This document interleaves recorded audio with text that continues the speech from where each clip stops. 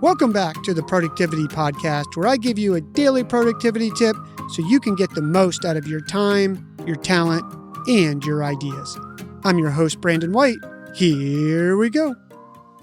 Do you find yourself repeatedly typing out the same information in responses to email?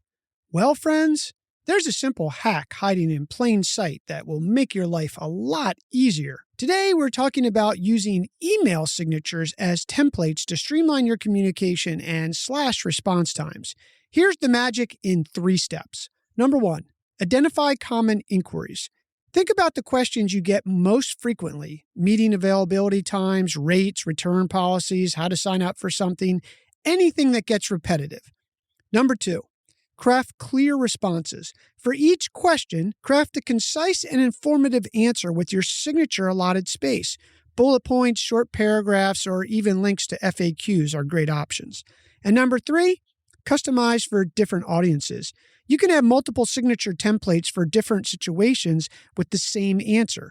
A client might need different information than a colleague, for instance. Here's a real-world example of how I use signatures for another podcast that I host called The Brandon White Show. When I get a guest pitch and agree they would be a good guest, I have 2 signature responses. One for if it's a PR agent and how they should book a time and fill out a requested form, and another version if it's the actual guest who pitched themselves. This email signature response has all the information, links, and everything they need to get rolling. Then I have a whole set of other signatures that I send out 2 days before the show that is a reminder about the show date, which I fill in manually, a link to the release form, a link to the info about the show and what to be prepared for. Versions differ if it's an in-studio recording where I give directions to the studio, and then one if it's a remote recording that has a link to our recording site and other information. I do the same thing with signatures as a follow-up once the episode is published.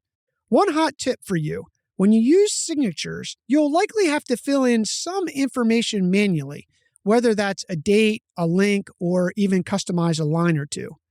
When you do that, make sure you hit Remove Style or Remove Format in the email.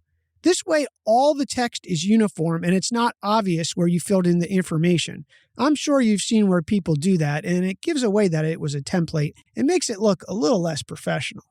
Beyond convenience, here are 3 other benefits that you will get from using email signatures.